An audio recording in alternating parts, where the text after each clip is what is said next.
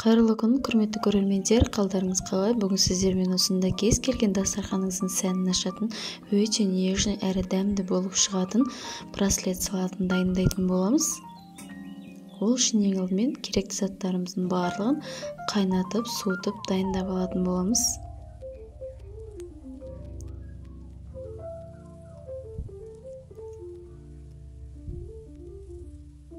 Ең алдымен осылай тоқтың төс етін қайнатып дайындап алатын боламыз. Қайнатып жатқан кезімізде тұзымызды және кішкене дәм беретін дәмдеуіштерімізді немесе лавр жапырағын қосып жіберіп қайнатып дайындап қоямыз.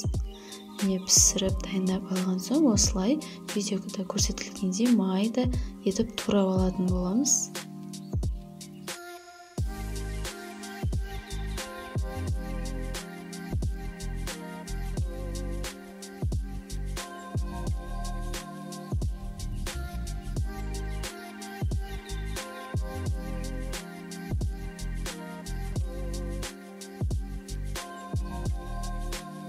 Сырымыздың осы видеода көрсетілген бір бөлігін, осы бір пачкасын барлығын теркадан өткізетін боламыз.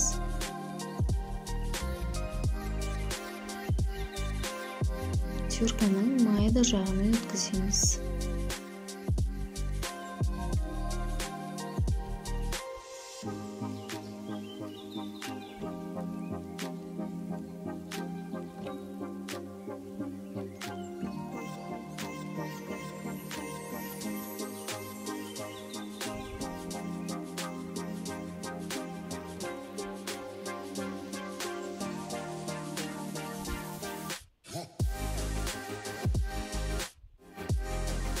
Сырымызды тоңазытқыштан алған кезде сразу өткізетін боламыз. Өйткені ол сыртта көп тұрып қалса, жаңағыдай жұмсақ болып теркадан өтуі қиындау болуы мүмкін. Міне барлығын өткізіп дайындап алдық. Келесі кезек бізде соленые огурцы. Оны да осылай терканың үлкен ірі жағымен өткізіп дайындап аламыз.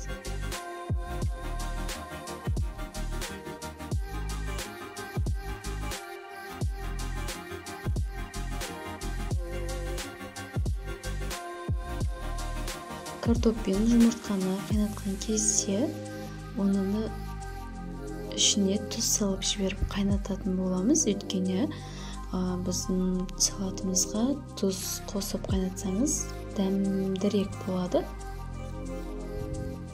Бұл жерде менде 2 сәбіз қосып қайнатқан болатынмын. Бұл жерде видеоға түспей қалыпты. Барлығын бірге бір ыдыста қайнатсаңыздар болады.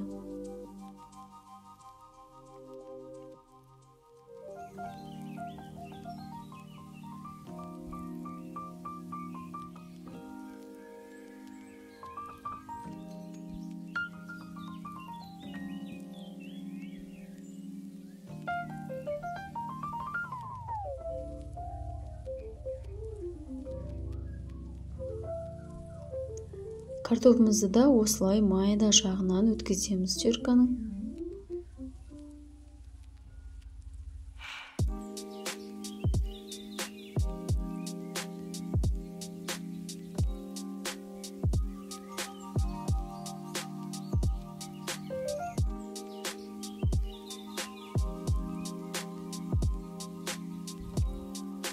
Не өткізіп алдық.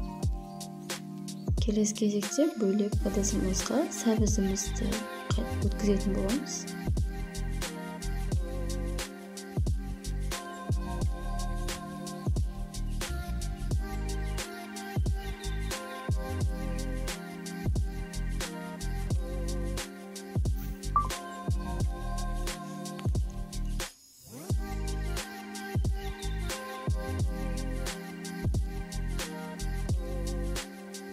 Міне барлық заттарымызды, ингредиенттерімізді өткізіп дайындап алдық. Келесі кезекте бір ыдысымызға жинайтын боламыз. Осындай күлті болса, осылай жасасаңыздар болады, немесе ортасына бокал қойсаңыздар да болады. Осылай ең алдымен бірінші майонезімізді салып, үстінен тауықтың төс етін қоятын боламыз. Майонездің міндетті түрде 67% алыңыздар. Осылай қатарынан слой-слой етіп қойып шыға бересіздер.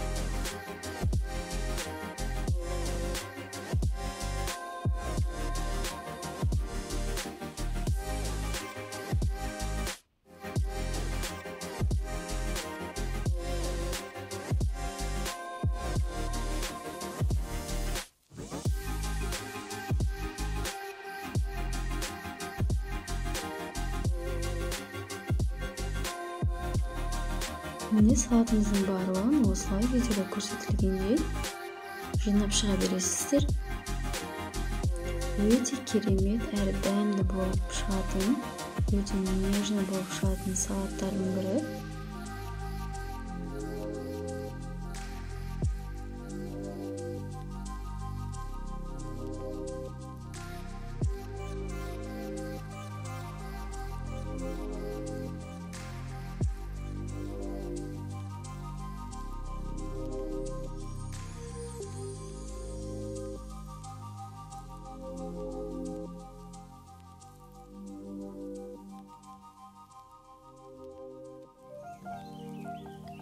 Бұл жерде менде барлығы үлкен осындай 2 тарелка шығады.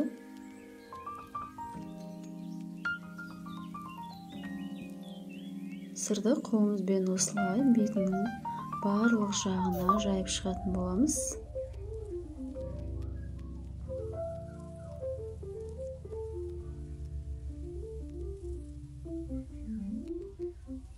Міне жан-жанның барлығын осылай қасықпен немесе пышақтың көмегімен бір тегіс етіп шығамыз.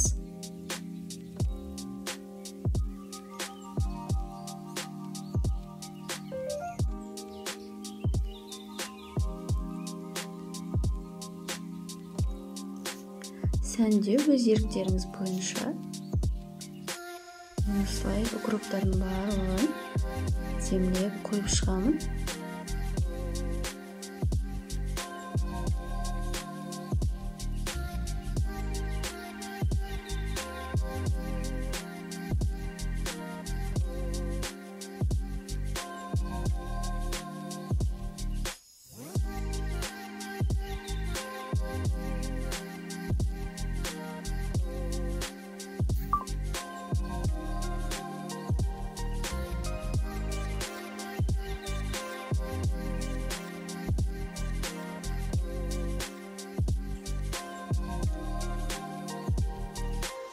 Осымен біздің өте әдемі әрі нежный болып шығатын салатымыз дайын. Бетіне осылай анардың дәндерін қойып шықсаңыздар болады, қалауыңыз бойынша әрине, бірақ ерекше бір әдемілік сыйлайды бұлда. Не кез келген дастарханыңыздың сәнін ашады, әрі өте дәмді. Қалауларыңыз бойынша сіздер де жасап көріңіздер.